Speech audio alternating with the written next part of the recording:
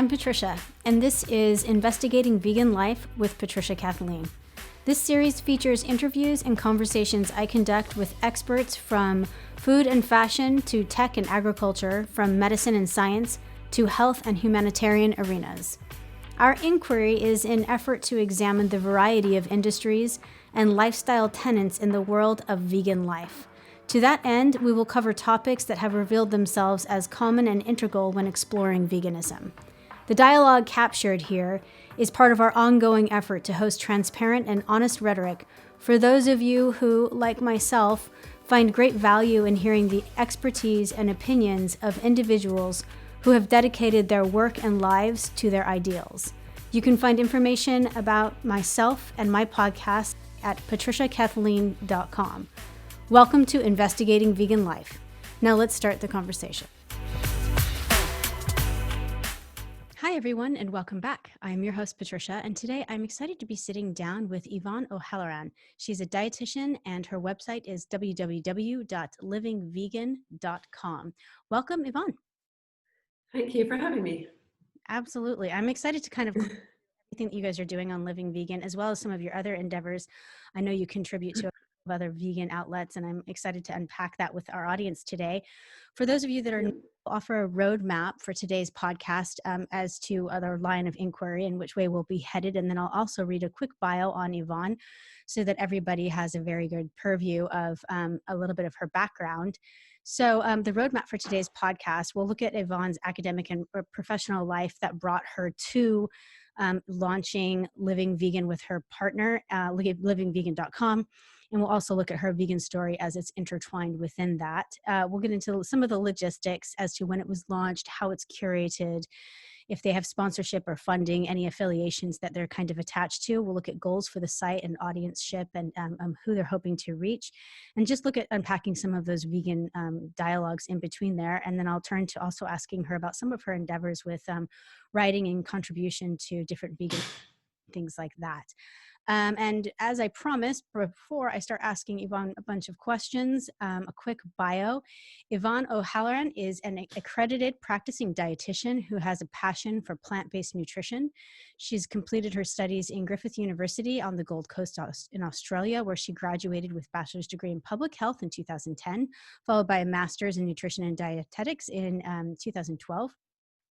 Having gained experience as a private practice dietitian for her first years as a new graduate dietitian, she then started up an online business in 2014. In 2016, she went vegan for both health and ethical reasons and has since spent her time learning about a plant-based nutrition by researching the literature, attending plant-based conferences, and completing the plant-based nutrition course through e-Cornell University. Yvonne co-founded Living Vegan with her husband that launched early 2019, which is a news and education platform aimed to help people navigate a healthy vegan lifestyle. She's a content writer for various plant-based companies and writes columns on a monthly basis for Vegan Life UK magazine. She is currently working on her first book that will be a sort of vegan starter kit featuring nutrition and psychology-based information, which she hopes to complete by early 2021. Yvonne is a mother to 3 healthy, thriving vegan children and currently lives in the Gold Coast in Australia, but she grew up in Ireland. You can check out more, as I said, on her website, www.livingvegan.com. So Yvonne, before we start unpacking the site and all of your work within that, I also wanted to tell you I have a bunch of rapid fire questions at the end of this that we've reached out to people who subscribe to our podcast and emails, and I always ask them questions that they would like asked of guests. And as a dietitian, as a vegan dietitian, we've got a slew of those for you.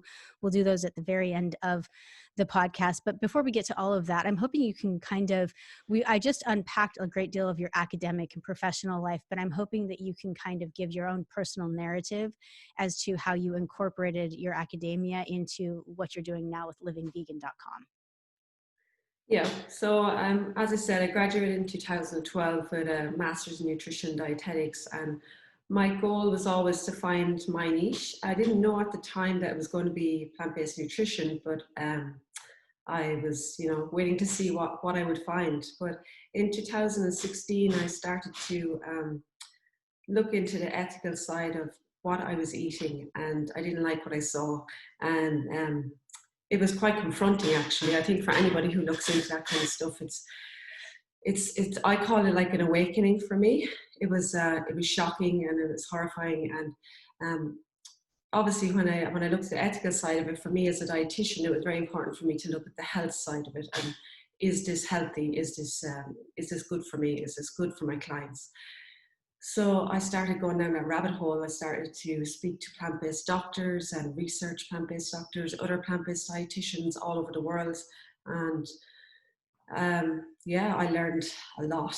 Because in university, you don't really get taught much about vegan nutrition, but we basically just touched on it in one class. I think they mentioned veganism and what it was, that it was highly restrictive diet and that kind of thing. So I didn't think too much about it back at that time, but I always kind of questioned the dairy industry. I never really was a huge fan of it. It never seemed to sit right with me. Even when I had to recommend dairy to my clients, I didn't feel right about it, but it was what I was taught at uni. So I thought, well, I mean, if this is what I was taught, this is what I'm supposed to do.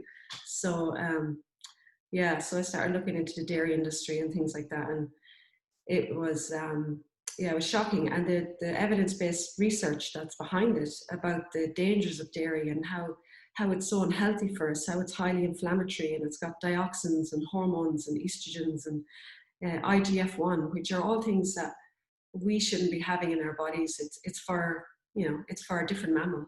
Like, so, and I also noticed in my work that a lot of people actually favored cow's milk sometimes over even breastfeeding. It was amazing. So it's just, I think it's been so indoctrinated into us for so long that it's actually considered completely normal. And yeah, so I started to look into it more, and I went off dairy initially for a long time. And I also went off meat. Meat was something I never really liked. Even as a kid, I remember I grew up in Ireland, so it was a very meat heavy lifestyle. As children, like we'd have bacon and cabbage or meat and veggies and potatoes. That was every day. But I never was a fan of eating meat. I didn't even understand back then it was an animal, but it just wasn't for me. But yeah, as time went on and I started learning more about nutrition, I started to see where I was going to go. I started looking at plant-based dietitians and what they were doing, and I realized that there was a big niche there, and it was something that I was really passionate about, and I was very excited about, you know, doing more with that side of things. Absolutely. Yeah. And I mean, I felt the trend coming more, at least for the United States, on a lot of different levels. Mm, Economically, a lot of different areas, sustainability, the new generation, Gen I, they're kind of being called right now, mm, come with just almost this inherent knowledge of, is it sustainable? Is it good for the earth? You know, so a bunch of different ways that people were coming at vegan nutrition, but I definitely, and then COVID just kind of, at least in the States, it put the conversation forefront. And then I'd like yeah. opening up much to your line of work, people are really starting to ask themselves, I know so many adults that don't know that there's protein in vegetables. Mm-hmm. Crazy amount of people in Crazy. wonderful professors that don't know that there's protein in vegetables because it just hasn't been discussed and educated enough. You know, a lot of people on this podcast are doctors who are vegan because MDs in the United States, and one of the most hysterical things is that they don't take even one nutrition course, or they're not required to become a Yeah, doctor. And absolutely. explained to me that, you know, doctors treat disease and ailments and internal workings. They were never meant to be these people advising diet. It was not ascribed to their part of work, but for some reason we all turn to them when we, you know, when we need to be prescribed things with diet. For me, I feel like you could not look at medicine without in unison of diet. You know, there's so many diseases that are abated or helped or cured, or all of those things, from allergies to with changing diet, that there's so many documentaries that have come out about. So I really Yeah. think that there's a great use to that end. I kind of wanted to start off by asking you, have you ever worked in Congress with an MD or like a medical doctor throughout any of this time period? Have you ever had conversations with them and kind of unearthed how much they do or don't know about a healthy diet? Yeah, well, I have some friends who are doctors, and I've obviously worked in private practice, so I've been exposed to doctors. But they really, I mean, for the doctors I've spoken to, they really get minimal like education on nutrition. It's very, very, very broad, very minimal. I think it's like 4 hours in the whole 7 years of study that they get, something like that. Yeah. So yeah, they definitely don't understand. Like maybe general nutrition a little bit, but plant-based nutrition for most doctors is completely crazy to them. It's just they don't understand it at all, and they think it's very restrictive, and it's, I suppose they're just not educated in that area. And I think the doctors who are educated in that area actually do really well. And I mean, the likes of Dr. Michael Clapper and Dr. Greger, and yeah, there's lots of doctors out there, especially in America. They do really well because they've actually looked into the research and they know that it's effective. You know, Dr. Esselstyn, he just done a lot of research on heart disease, and he's done really well with his patients, getting great results. So I think the doctors who are more open-minded do really well with their patients when they look into plant-based nutrition. Yeah, and it has. But generally, yeah. It's been heart disease. I Sorry. was going to say, as a kind of a gateway disease, which is a horrible term that I just. But as a gateway disease to kind of open up the vegan conversation, we've spoken with Dr. Joel Kahn over here, who is, you know, one of America's premier psychologists and a devout vegan for 30 plus years. And he has such incredible, I think that the success reversing, you know, coronary issues, episodes and disease is one of the most powerful the vegan attributes, at least over here as well. So it's interesting to hear that there's a tandem over in Australia. I'm wondering about, before we start unpacking livingvegan.com, which is, I love because it's the educational platform. I'm wondering if you can kind of describe, I like your societies you can kind of unpack for me. You've got Ireland, and then you have Australia in the respective regions that you're from and that you've been to. I personally a longer history as well with Ireland. Dublin has some of the oldest vegan restaurants of all of the European countries that I visit, which was shocking for me. And they introduced me to better cheeses than we had in the States for years. Just the United States did not get the memo that vegan cheese melt, and for it was the Greek. It's just you cheese out of it. But that aside, that tirades. But I'm wondering if you can kind of describe the latter day, the current day, like ethos or vibe around vegan dietary consumption in Ireland and Australia right now. Are people open to it? Has it spiked over the past 5 years? Like, what is your personal take on that? Well, I have to say, I actually went vegan while I was in Ireland, which is a bit crazy. But we moved back there for 8 months back in late 2016, and that's when I actually turned vegan. It's definitely more accepted back there now. There definitely are more options. Like, I went out for a few meals and there was actually vegan options, which I was surprised about. I mean, 5-10 years ago, I don't think I would have had anything to eat back there. So it's definitely up and coming, more mainstream for sure. In Australia, it's incredible. Like you could go to, there's so many vegan restaurants where I am here on the Gold Coast, so many options, plant-based options. So I feel Australia is definitely ahead, you know, comparing to Ireland. But I think both countries are doing really well, and they're becoming more open-minded, because I feel like the demand is there now. So the restaurants want to meet the demand for their clients. So there's not really any restaurants I went to in Ireland that didn't offer something vegan. Now I have to say some places were pretty poor what was offered, but in Australia it's really incredible. The vegan options are here are amazing. It's very easy to be vegan in Australia, that's for sure. Yeah, and eat out. I mean, the all vegan restaurants. We were talking off the air before, but I was explaining to you that I had just returned as the pandemic kind of set in on the global scale from Sydney, Australia, and I was actually interviewing vegan restaurant owners there. And it's an amazing scene. And there's so many people, it doesn't terrify people.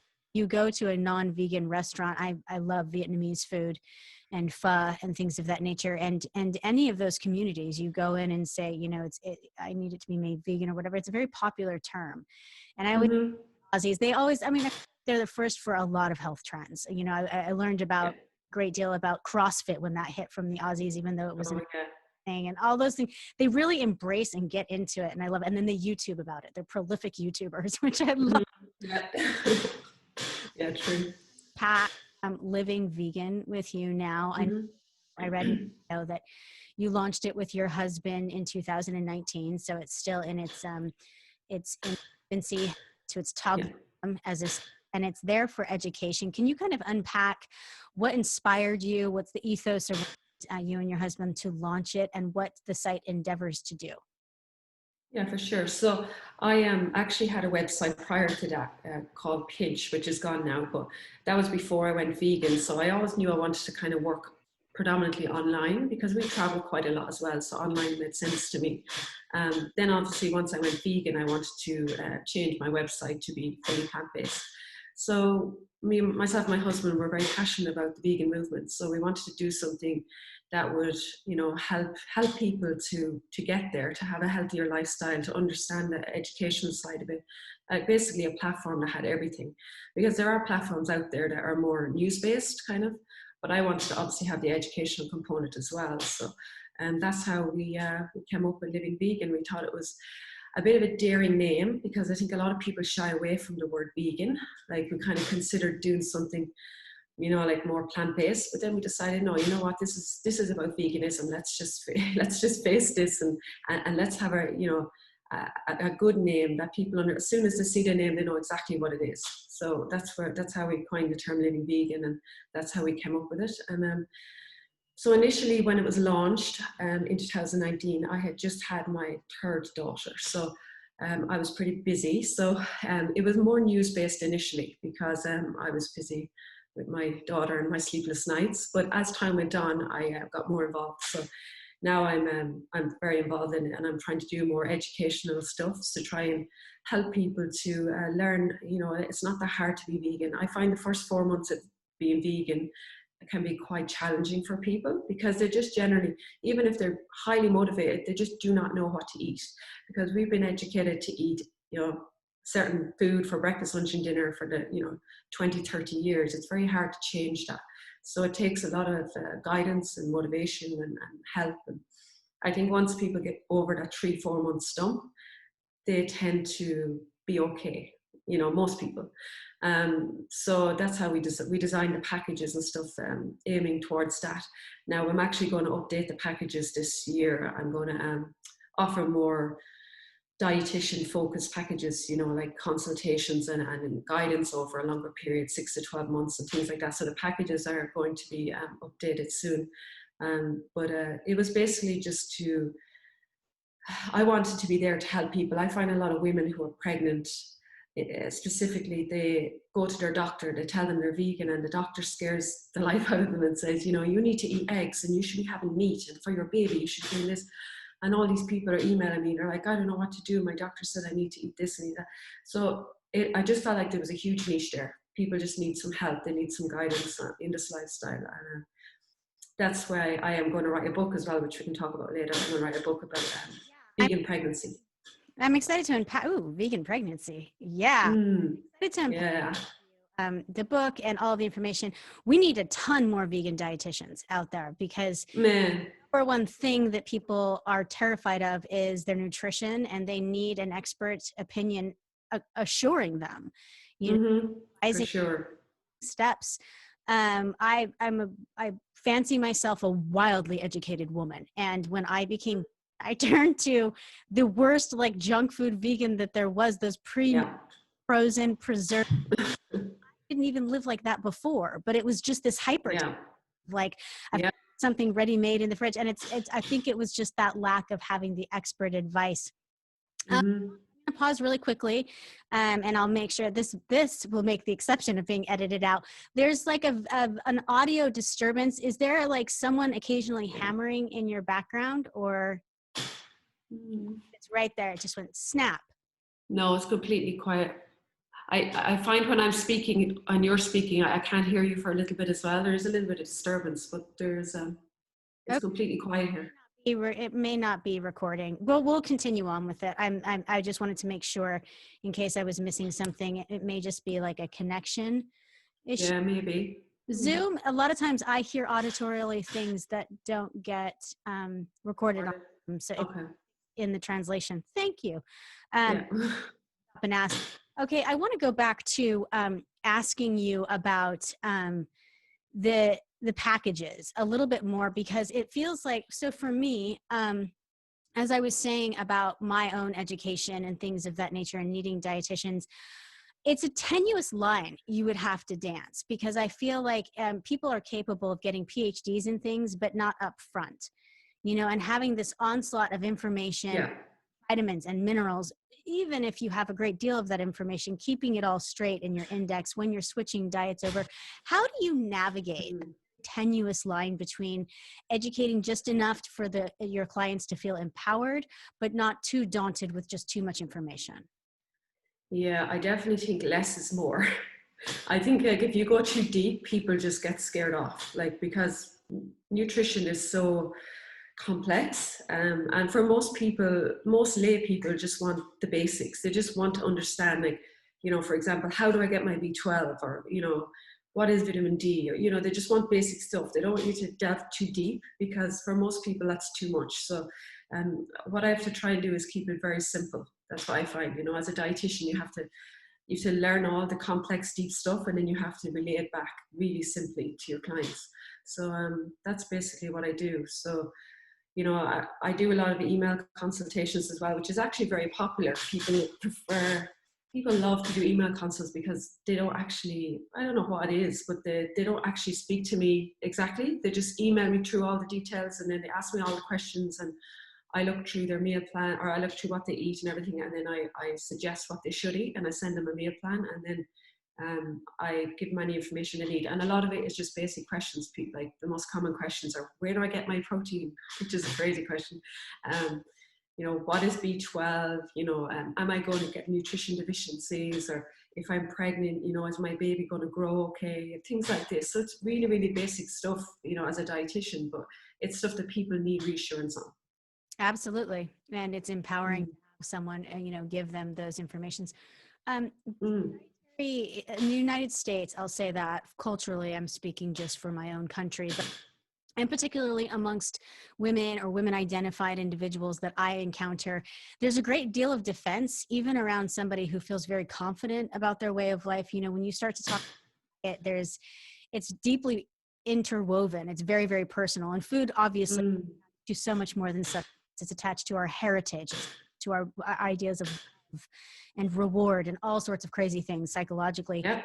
For you, I mean, these are things that you must have to consider, when you're kind of encountering your clients and best how to serve them and things like that. Yeah. It makes sense. The email part of it, I'm like, oh, that sounds it sounds less judgmental, to be able to write it out, Yeah. have you write it back. Yeah. I think there's a great deal of Sure. an emotion that goes into food that you kind of have to unpack as well. When I got on your site, and this actually plays into that concept as well as big picture with vegan dietitians and things like that. Like you have education, the aspect of that, then you have implementation. So your site has recipes, Mm-hmm. news. And I'm wondering, I love the curation of the news that you have selected, that you selected for that site. How do you do that? What's your curation process for how you kind of select which news you want to represent on Living? It's hard, because there's obviously so many stories every day. You could write 100 stories a day, so you really have to be specific and pick what you think is going to attract the audience and bring them in, I suppose. I find that ethical stuff really brings in the audience, like stuff about animal welfare, or stuff about somebody who went vegan and the health results they got from that. Things like that I find that people really are drawn to. So I think what I do is I obviously I go on the vegan news alerts, through Google. I research all other websites that do news stories. I constantly looking through the internet trying to find, the most recent story, what's happened, or, is that going to attract my audience? Is it going to be a good read for them? Is it going to educate them? Are they going to learn anything from this? So things about, like I said, about animals, something ethical, something that's, like something that happens to animals, and what happens to an animal slaughterhouse, or the abuse of the alpacas in the Persian farm, things like that. People are like, oh, it really brings them in. And I find visual stuff as well is very effective, so if you post a picture with text underneath about animal welfare, something it really hits them. And I find that I am getting a lot of people emailing me now saying, you know, the picture you put up really struck me, and I did more research, and now I want to go vegan. What do I do? So it's obviously working. You know, it's affecting people in a positive way, but probably, I mean, it hurts to see it, but we need to look, because whether we look or we don't, it's still happening. So what I want to do is, you know, bring awareness to this, because it's happening every single second of every single day, and we're the ones that are giving it the power. We're the consumers. So if we change what we buy, then the shops are going to have to change what they provide. You know, so it's like, and knowledge is power, I always say. So yeah, so it's working, kind of. Yeah. I'm Yeah. wondering, with the, you mentioned a little bit about, you know, during the curation process and looking at impact and things like that. And I just interviewed the founder and president of PETA, Ingrid Newkirk, and I was, Oh wow. Yeah. and do you affiliate with organizations such as PETA or PETA itself or other things based out of Australia? Or do you kind of keep livingvegan.com like a little bit more separate? Yeah, I pretty much keep it separate. I'm not really affiliated. I've been approached by many companies to post, you know, ads on my site and this and that. But for now, I'm not doing that, because I feel like if the site is full of all these affiliations and all these ads, it kind of takes from the information. So for now, I'm just keeping it nice and clean and doing it myself, and, you know, keeping it like that. But, you know, who knows in the future what will happen. But for now, yeah, it's just living vegan on its own, doing what it can. Love it too. I mean, it's very simple. You know, you have resources, recipes, your packages. Like it's very very clean. Even the recipes, the pictures, they're very easy to digest. What I'm looking at, Yeah, what it is. Like I really appreciate that. I think a lot of people do, in the yeah, clutter. You know, to just kind of like exactly. everything down to axiomatic like core principles is really. Correct. Yeah. So I kind of want to talk about your work before we dive into the book that you are currently writing. I want to talk about the work that you submit to. I wouldn't be surprised if there's like some segues there from Healthy for Vegan Life UK magazine, as well as some Mm. places you contribute writing to. Can you talk about your roles there and like what genre in veganism do you speak to? Obviously, the dietitian is going to come into play, but do you have a roadmap that you follow for those different magazines? So basically, I think it was about a year ago, I approached probably 5 magazines and offered to write some content for them. And Vegan Life UK were interested. So ever since, I've been writing monthly, contributing monthly to them. And sometimes they give me the topic, and sometimes I decide on the topic. So it could be anything from, you know, pregnancy, breastfeeding, what is B12, you know, how to boost your libido, you know, vegan diets and skin health, things like that, you know. So it's very varied, but it's very interesting, and I really like to write, so I love it. And yeah, I get like a full 2 pages in their magazine every month, so it's great. I think everyone should require their dietitian to be a writer as well, because it's keeping you up Mhm. to date on so Absolutely. all of your research. You know, anytime someone's Yeah. contributing to any monthly platform or anything like that with content, writing, YouTubing, whatever, I'm much more prone to think that they're current. You know, and that's I think Yeah, yeah, because um, with the past principles and things like that, nothing's current. Medical books aren't updated too frequently. You know. no, and nutrition is ever changing. You learn so much to learn all the time. So when you have to write content, you obviously have to do a lot of research. So you're, like you said, you're current, you're up to date, you're learning. I'm always learning. As a dietitian, you never stop learning. You're learning every day. So yeah, it's important, I think, for Absolutely. sure. That's exciting. Okay, so I want to kind of get into the book. I love like previews, and I love being on the front end of that. So, what can you tell us about it? It's about vegan pregnancy, prenatal. Well, so yeah, so I've got 2 books, right? 2 books. So one I'm hoping to launch early next year. That is the resource. It's like a resource type vegan starter toolkit book. So it's going to be very illustrative, very graphic, like not graphic, but like lots of pictures, very easy to read, colorful, bright. You know, it's not just going to be text. It's going to be a very you know, easy to read book. So this is basically going to be talk about all the nutrients in detail. We'll talk about different diseases, like chronic diseases, autoimmune diseases, talk about fertility and health, breastfeeding, pregnancy. All these topics are going to be covered. And then there's also going to be a psychology side of it. It's a psychologist-based side. So I had a psychologist help me out with a little bit of content as well. So there's a lot of stuff about speciesism and things like that, about animal welfare and all of that. So it's very comprehensive, very, very interesting. And it's really for people who are thinking about going vegan. There's a lot of stuff about getting started as a vegan, like a weekly meal plan, shopping, what you should buy at the shops, you know, documentaries you should watch, all that stuff.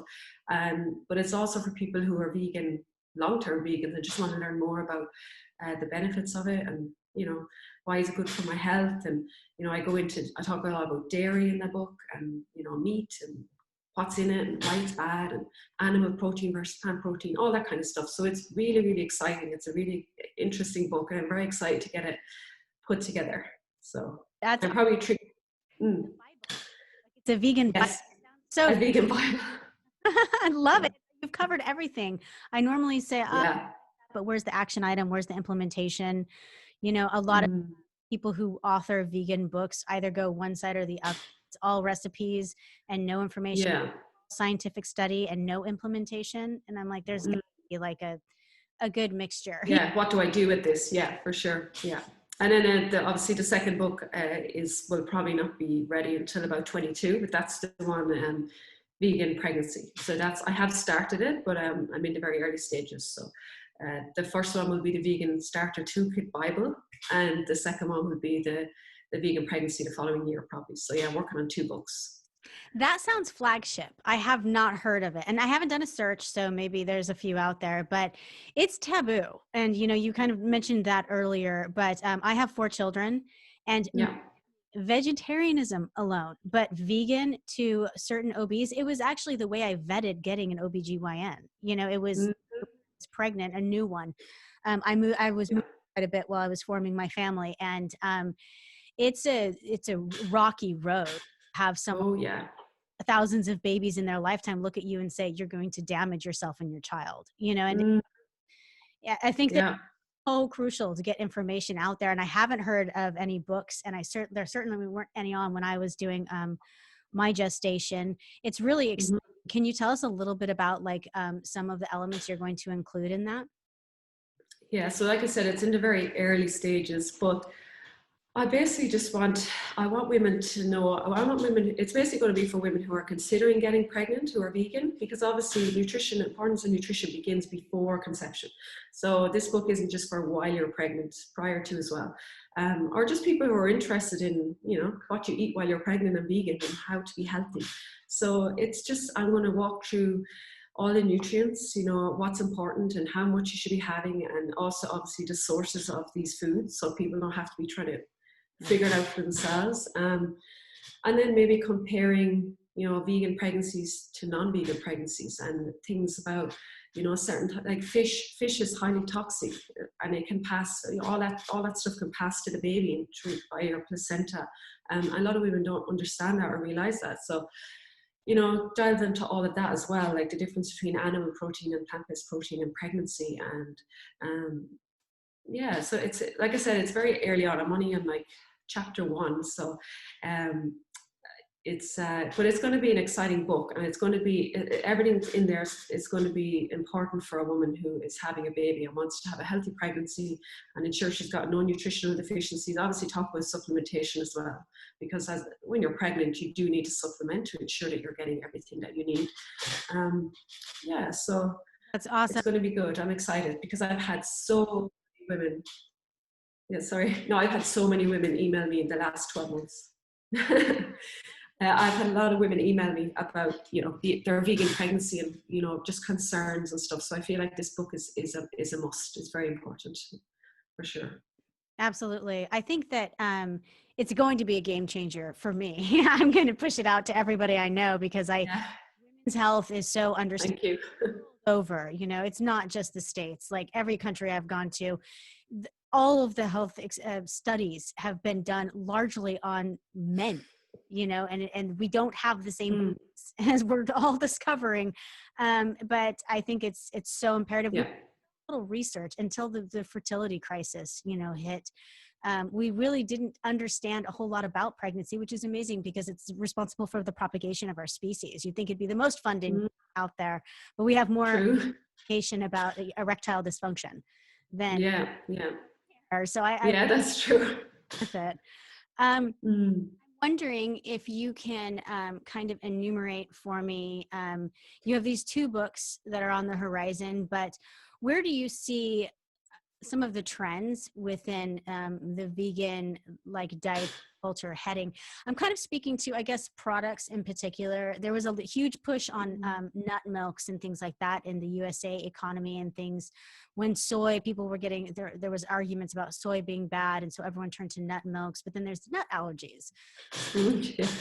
It's all about oat milk. Starbucks is getting oat milk, and everyone's oat milk fanatics and things like that. But I'm wondering if you can kind of point towards, because it's your science and your trade and your education, do you feel like there will be a return to like a whole food vegan diet, or do you think there's going to be more of these like faux meats and things like that as this next 5 years kinds of unfolds? Yeah, I think a lot of these big companies can see now where it's going and where the money might be. And so I think there's going to be a lot of faux meats and a lot of processed vegan food. And I mean, as a vegan, I say, like, in moderation, small amounts of processed foods and treat foods are fine. But I feel like you were saying, when you started on your vegan journey, you had a lot of processed stuff, as I think most vegans do. So I think the trick is to teach people that's okay in the short term when you're learning for, a little while, but over time you need to push more towards the whole food plant-based approach, because that's the healthy diet.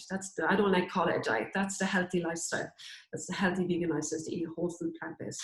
So yeah, I think the vegan junk food thing is going to shoot through the roof, because I think these big companies who have a lot of money are they see where it's going, and they know that that's where they're gonna do well. So there's going to be a lot of options, which is good for us, but we need to just ensure that we don't go crazy on the processed stuff. Yeah, focus more on the whole foods, plant-based. Yeah. For a lot of American economy, there's billions of dollars being funded into this like Impossible Burger and faux meat, and I don't think they all have to be bad. In fact, I think with the boom in the industry, there'll actually be these ones that are a little bit less specific for you. Mm. I do want there to be a return to conversation about something being good for you, and being Yeah. a real food and not a bunch of preservatives that aren't animal based but still are really bad for the human body. Mm. All right, I want to turn towards, we've covered your goals with these books and things like that, and now I'm going to have you indulge me, if you would, with about 10 questions from our audience that we're very curious to find out. I've boiled down about 50. So for everyone listening, questions, but I coagulated them, if you will. I Okay. correlated them Yeah. together. So the number one is, a lot of people ask about, how do you personally start educating someone about vegan nutrition? Do you have like a top 5? A lot of people were like, what are her top 5, like most important key concepts to understand about nutrition and the vegan? Do you have any? Yeah, well, okay, so basically when people are, have you ever heard of Melanie Joy, the psychologist? Melanie Joy, she coined the term carnism, and she talks about the 3 ends of justification. So people feel that what they're eating is normal, natural, and necessary. So I kind of, when someone comes to me and they're a new vegan or they want to go vegan, you have to kind of touch on that stuff. So you have to kind of start with the psychology side of it, that it's just, it's been so ingrained in us for so long that we believe it as normal, natural, and necessary. But in fact, it's none of those. So I usually kind of talk a bit about speciesism and all of that stuff. But nutritionally, I think the top 5, I would probably focus on, well, protein is a big one, even though for me, it's one of the easiest ones, because basically if you're eating enough calories as a vegan, you're getting enough protein. That's that simple. Unless you have like, an eating disorder or something, then you've got enough protein pretty much. I mean, obviously, unless you're eating potatoes every day or crisps every day. Sorry, that's Irish for crisp. But yeah, if you're eating a pretty well-balanced diet, protein is not an issue. So protein is probably number 1, because you just need to get that out of the way, because people always want to ask. The second one would be B12, because people are concerned, how I get B12 as a vegan. Generally, I recommend everybody supplement with B12 unless you're really focused on eating fortified foods every day at the same amount. You know, it's just so much easier to take a spray of B12 every day. So I usually recommend that. And then vitamin D would probably be another one, because as a vegan, you don't get any vitamin D through your diet. So you need to obtain it either through supplement or from the sun. So when you talk about that a little bit, so protein, vitamin D, and then omega-3s. Omega-3s would be the next one. I think this is this the fourth? Omega-3s. So healthy fats. So basically, people are worried about, you know, if I don't eat fish, what's going to happen? I'm not going to be able to get my healthy fats. But what they don't realize is that fish contains a lot of dioxins and PCBs and lead and all this stuff that you really do not want in your body. And omega-3s, fish can get omega-3s from marine algae in the water. So if you take a marine algae supplement, you're going to get the same omega-3s that the fish are consuming without consuming the fish. Take out the middleman as such. So marine algae, or you can just take you know, walnuts, chia seeds, hemp seeds, all that kind of stuff. So omega-3s are another one. And then I would probably go with iron. I think iron would be a big one as well. So, you know, some people, you know, are more exposed to low iron levels when they're vegan.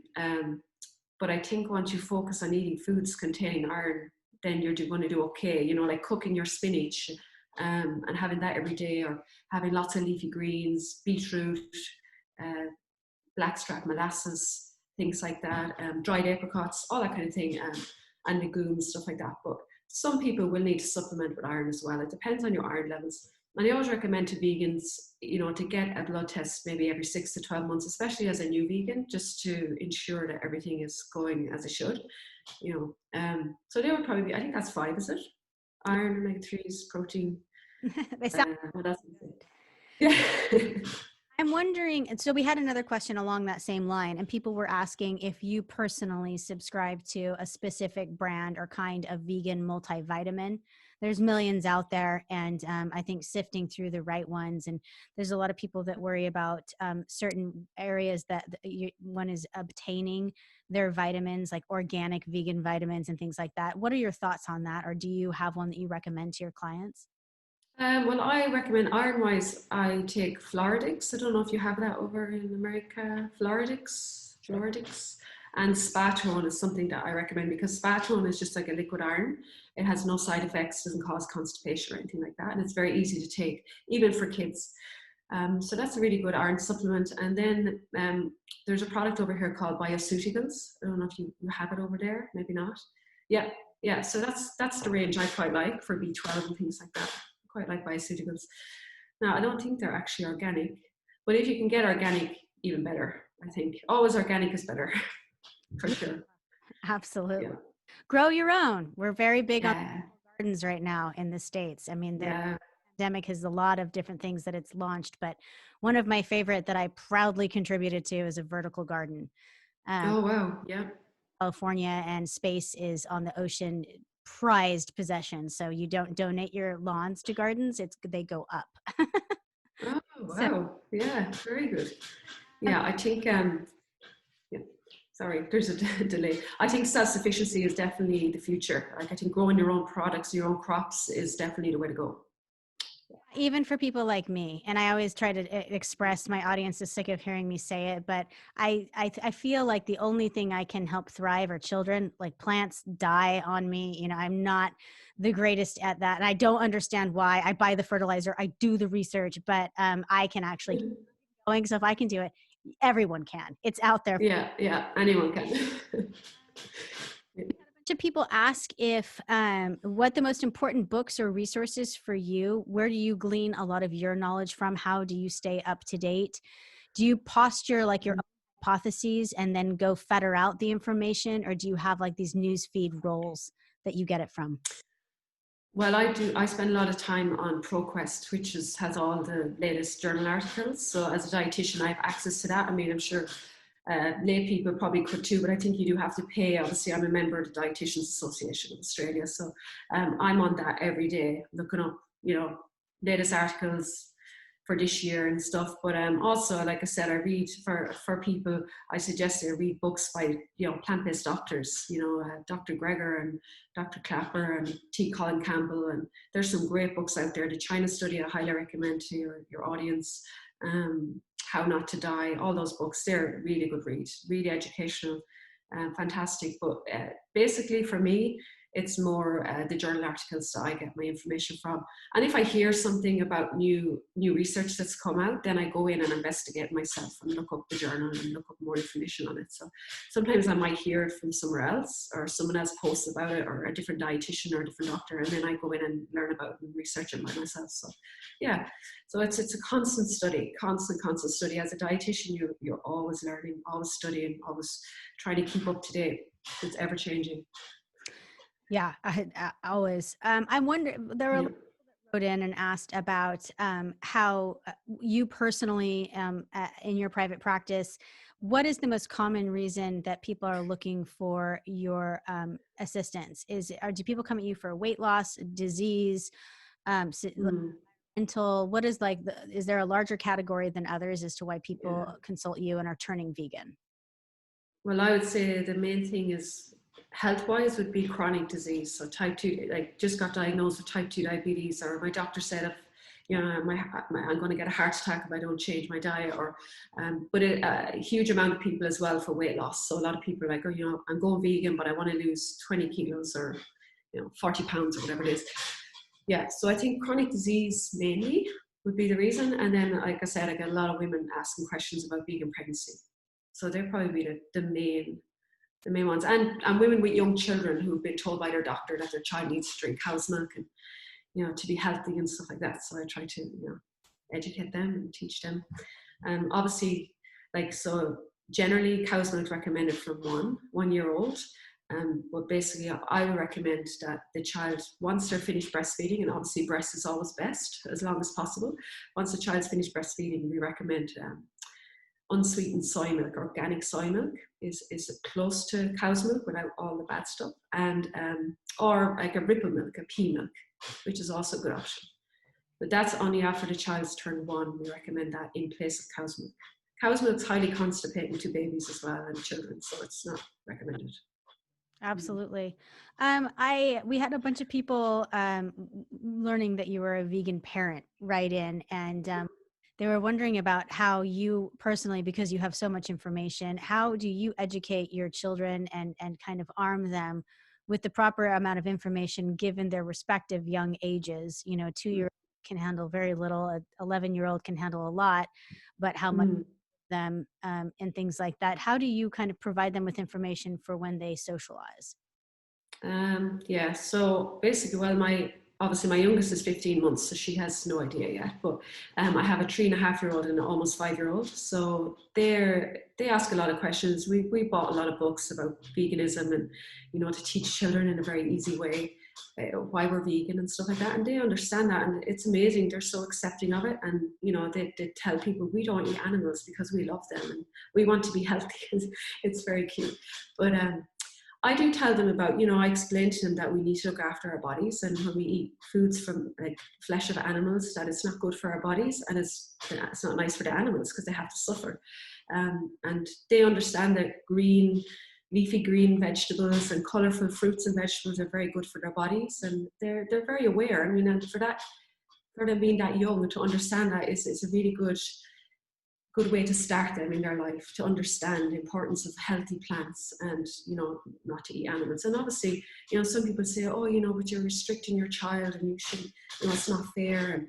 But like, people who are raising their child on meat are not teaching their child where their food's coming from. I'm teaching my children where their food's coming from. So I believe that you can only guide them a certain amount, and once they reach a certain age, it's going to be up to them. So I'm hoping that what I've taught them will be enough for them to continue on, plant-based. So I agree. Yeah, but yeah, they're pretty knowledgeable for their age, so I'm pretty happy. Sounds like it. I always tell people it was what sounds terrifying is actually an open door. It opens a door for me to link other principles and core values that my family employs. Compassion and ability, global citizenship. These ideas about what we can't see. It doesn't mean it's not still happening. Yeah. So it for sure. allowed me, I used it as, as an opportunity, and continue to, and also to re-examine my own dialogue with Yeah. doing, as any parent will tell you, is that's the main thing with having children. It allows you to just completely re-examine your relationship with absolutely Oh, once thought you. yeah, for sure. Yeah, like Yeah. I too find it as a source of education. And, I think that having a child, and they really, in childhood, they are forming a relationship, and bringing that to the forefront, that you are building a relationship with food, whether or not you acknowledge it. Every adult in Yeah, the world has a billion relationships with food, absolutely. and unhealthy. And so to realize that as you're doing it, bring it to cognition is a Yeah. power. It's awesome. Yeah. Yeah. Okay, so the final obvious question, that we had a ton of people ask about, and so I'm going to ask a kind of broad and let you just go where you want with it. But it was, naturally about COVID, the Mhm. COVID-19 pandemic, and there's so many different facets. And I don't ascribe lineage or blame to any country. There's a ton of talk about wet markets, particularly with vegans, and that's fine. And I have my own private foundation there with what I believe. But you as a dietitian, I Mhm. imagine, because you have a lot of people coming in with health, that there will be eventually, people coming in wanting to prevent COVID and things like that moving forward as a reason why they're consulting with you. But do you Mhm. have a soundbite that you offer people who, do you have clients currently that ask you about it? Do you have anything that you can kind of state about diet and things like pandemics, or the current state of COVID, that you advise people with regularly? So you meaning in order to boost the immune system, prevent COVID, or post-COVID world? And yeah. Any of that, like all of it, Okay. Okay. advice you have. Yeah. Yeah. So well, obviously, the stronger your immune system, the less likely you are to catch anything. So if you're healthy and you eat an anti-inflammatory diet and you get plenty of rest, and you exercise and you eat lots of vibrant, colorful, organic whole foods, you're going to be much more likely to fight off COVID if you catch it, or maybe prevent yourself from getting it, because the stronger immune system, less likely you are to catch things, bacteria, viruses, so on. And in terms of the like post-COVID world and stuff, I mean, like you're saying, people put blame on things. Like, I really believe that the factory farming and all that stuff is well, I obviously always thought it was wrong, but after the COVID, it just shows that it's risky what we're doing. What we're doing is risky. I mean, animals carry diseases. When you've got animals, not even wet markets, but just inside, and these chicken houses and all clumped up together, and they've got diseases and they're sick, and there's a risk of passing on stuff to humans, so I just think that that kind of food is not what you want to be putting in your body. So I think stay away from it. Stay away from animal products, even more so after COVID. I think even more so. I definitely wouldn't be wanting to eat animal products after COVID-19. But yeah, just generally, there's not really anything specific, but just to keep your immune system healthy, just eating a healthy whole food plant-based diet, exercising every day, getting enough sleep, not too much stress, because people have found this very stressful. This whole thing is very stressful. And when you're stressed, you're more likely to catch things. So you need to do what you need to do. Yoga, meditation, take a hot bath, go for a walk, do whatever works, read a book. We live in a very stressful world anyway, but post-COVID, I find people are even more on edge, more anxiety, more people are just scared, so it's very important we look after our mental health, our physical health. Yeah. Absolutely. I couldn't agree more. Well, Yvonne, we are out of time, but I want to say thank you so much for taking the time today and giving us all of your information. I am No a problem. determined woman, and I will circle back around once your book goes up and you are on your tour, to be part of that circuit, so that our audience can have this follow up with the first vegan Bible, as I've termed it. Yeah, maybe that'll be the name. What was that? Think, do you have a title for it? No, not yet. Okay. Well, Maybe I do now. there you go. The don't call it that. I would. That would Oh, the name, people can look it up first, and then the subsequent, pregnancy and vegan, and pre-pregnancy and vegan, fertility and vegan, all of those areas. That book I will keep pestering you for as well. But thank you so much for giving us your time today. yeah, no problem. Thanks for having me on. It's been good. For everyone listening, we've been speaking with Yvonne O Halloran. She's a dietitian. You can find out more about all of her work. I assume her future books will be posted there as well. It's at www.livingvegan.com. And thank you for sharing your time with us today and with myself personally. Please stay safe, eat responsibly and clean, and always bet on yourself. Sláinte.